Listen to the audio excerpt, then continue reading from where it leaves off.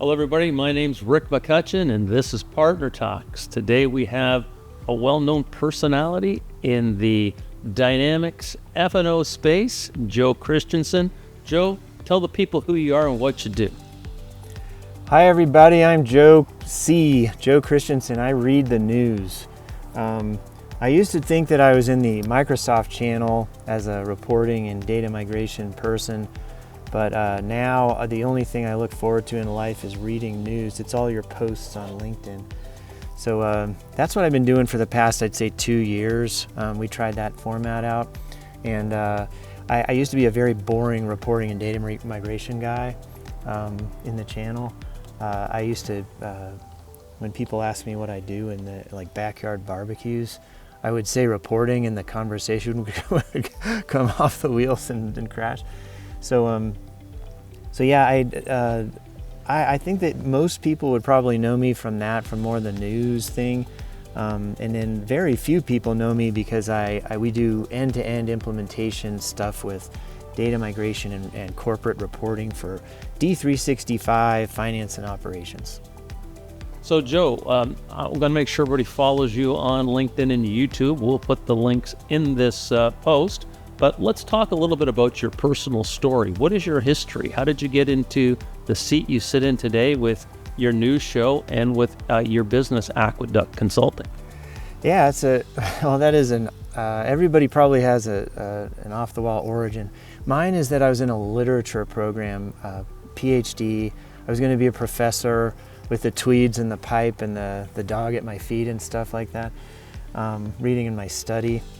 That didn't work out. I got married. It turns out that you need money in life after you get married. So I went into tech. I had to learn like a trade, something where I could get paid for doing work in exchange for work. So I went into tech to do that. My thought was, well, databases are important. Corporate reporting is important. I started off with databases because that's the beating heart of the company in terms of how it runs. And so I started this. By the way, this smoke behind me is an actual fire. We're in Grand Tetons in Yellowstone right now. I wanted to bring the vibe of summer vacation to the folks at home. So anyway, I was doing this literature program. I needed money. I went into database world. I taught myself SQL, the structured query language, on the light rail into Dallas and to work in Dallas. And basically over my career, I followed this narrative arc that originated in that literature program. We were reading novels and poetry and the great works of literature, the epics, Well, I found the same thing in ERP, enterprise resource planning. I saw that a business has a narrative there, and I was struggling. I had to get a trade, that would pay me money. I really liked the fact that I could find this analog there in stories. So I gravitated towards that. I went towards the process story, like I sat on the docks with the people receiving product and everything. And so my history is a narrative. My story is sort of a story of stories. I started off reading books, and now I sort of found that thread in the business process world, and eventually as it comes out in data, in reporting. So how did F&O find you? Yeah, that's a great question. So I was doing commercial real estate. I got this gig as a consultant in oil and gas.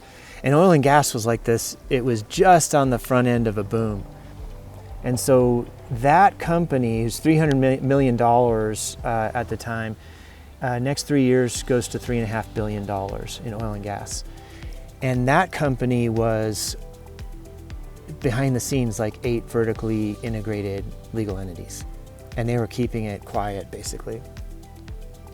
That's a good match for an AX project. They were doing AX 2009 to get manufacturing on. They went to AX 2012 while I was there. That company eventually goes to SAP just because they hit $3.5 billion, got a new accounting person, and that's that. So they had spent a ton of money on the Dynamics part and then went on. So that's how it found me. My first document I ever read in this app was by Bobby Small, who had documented all the manufacturing footprint for, Nowheresville, like middle of Texas. That became Somewheresville, middle of Texas after that. And just to let you know, Bobby's on the show last week. Oh, no way. Yes. Yeah, he's the best, man. Like, that guy is like limitless energy. He did, like, for Las Vegas, he did Elvis Pigeon. As he never actually copped to the, never came clean and said that he was actually Elvis Pigeon, but that was him. So this is how F&O found you. So how did you start Aqueducts Consulting? What brought you to be self-employed? Okay, so when this company goes to SAP, I was all trained up on the dynamics part. I'd spent 3 years, like, just, drinking the Kool-Aid, like the whole structure of, for example, a project module. It's like a manufactured item, like a hydraulic fracturing rig that goes to, that's wrapped in a project accounting thing, because you have to depreciate the asset, you have to maintain and repair it, you got to lease it to another entity, legal entity. There's like a structure there that I just learned from the best people around, a bunch of independent consultants there. And I guess that, when I learned it like that, that way, I didn't want to let it go. And so when that SAP project came in, I started looking, and I had to do, like, the people who were advising me were telling me to do like an LLC, go out on your own. The image I had was of water at the time. I had studied Latin. I was a Latin teacher in a prep school. Those people chewed me up. The 8th graders like killed me in that that format. So they exposed all my character flaws. That's what you do when you're in 8th grade. So but anyway,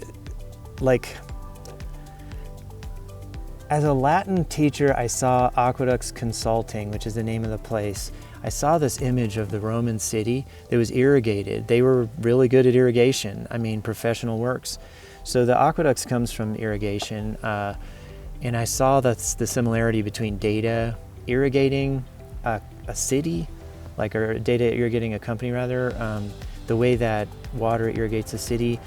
I didn't know this at the time because we were studying it, but if you don't have fresh water, you got nothing. There's no restaurants, there's no posh restaurants, nothing's sanitary. So that's what I saw. It's that data really irrigates a company, and out on site you actually see that. A lot of people say that when you refresh the data, you're irrigating, or that you're watering your users. You go around and water the users like plants with the old watering can. So that's where Aqueducts comes from. So that's where Aqueducts comes from, but you have some very specific things you do in the space. So let's talk about your current product offerings, and you got some pretty neat things in the works. Yeah, so when I started out, it was like survival of the fittest. I took whatever was thrown at me. I was good at the data migration part, any sort of transformation that needed to happen before it went in. I migrated the whole production module as my first assignment. And then I was responsible usually for getting it back out because I knew the rules of the data migration. And this theme carries all the way through to today. So in 2023, I was like, all the reporting projects I'd ever done, we made it a product and called it Conduit BI. And that thing, it's the greatest hits of all queries, structures, how to set it up, like any of that architecture. It's the greatest hits of requests I've had since 2010. And every time I use this data set, a set of data that way, it's in all modules. It's for production, project, finance, supply chain. If I set the data up or the system up that way, I get the fewest amount of requests for expansion or extension of it. And so it's just like a, battle-hardened, tested thing that sets reporting up the right way, and it helps people to do the most with it that can be done. Okay, so Joe, a lot going on with Aqueduct. Let's talk a little bit about the new product, the new bundle you're putting together, and where can people catch up with you for the rest of the year? Yeah, so I see it as like it's like sing a new song. AI is a new song. Like it's, when I started, I saw, it was like the Aqueducts vision of way off in a mountain that we have a lot of snow melt here in Grand Teton, and it comes down and melts into this amazing lake, the best swim you've ever had. When I started in doing this work, I saw data from far off, out in the field, and it had to make its way all the way through. And I saw diminishment throughout that entire process. I saw that, like we said earlier, data migration separate from reporting, etc. You basically had, it was like grapevine where the message diminishes over time and until it's something else at the end. It doesn't mean you have complete diminishment at the end, because a lot of times the project team will get like a second wind and completely get it, like the whole narrative of the company. Oftentimes this happens. But with AI, you have the ability to persist all the stuff that Cindy, Dave, Ashok, Bill said in the discovery calls. Like you have the ability to persist all the intention of the company. And every company I serve has a fractioned or fractured intention. It's all distributed out and sent out among the business. There are many stories. And so what we're doing right now is our effort is through data migration reporting, master data management at the end, and right in the middle we're going to have to do some regression testing. Those 4 pillars we call data story. And so I'm glad you asked this question, Rick McCutcheon, because we're planning a 90-day ramp for the launch of this new thing. It's a new song, a new story. The name of it, I'll just float for the first time ever live. It's called 7 Stories. The first 3 are our story. The next 3 are the customer story. Those are actually sort of in parallel. And the 7th story is this data story. It's where you get the camera finally comes into view or clarity, or it's finally where your company story is completely represented in your data story. So your data and systems should be telling the same story that your company tells. And your customer should feel like that's a surprise party for them. I can't believe it. I can't believe they did that in geotech, in manufacturing, in plastics, and whatever you're doing in the ERP world. So that's what it is, 7 Stories. It launches September 1. I'm going to be asking Rick McCutcheon about 1,000 questions about this, because he's already been there, done that. He's an advice machine. If you're not following this guy, get over into the PartnerTalks world, go to the partner conferences that he helps do, all the MS Dynamics world stuff, dynamic communities. He's in everything, the Doug stuff. So follow this guy. But I have to do that. We're going to launch a new story. We think it's the same story, but it's refined because AI is enabling us to do that. So I just have this small amount of time, Rick. It's like 2 years to capture that thing and get it right. It's like the most electric, right? Because it's AI, we already see great results from it, but we don't know if it's going to have that deep, like pervasive impact. So that's what's coming.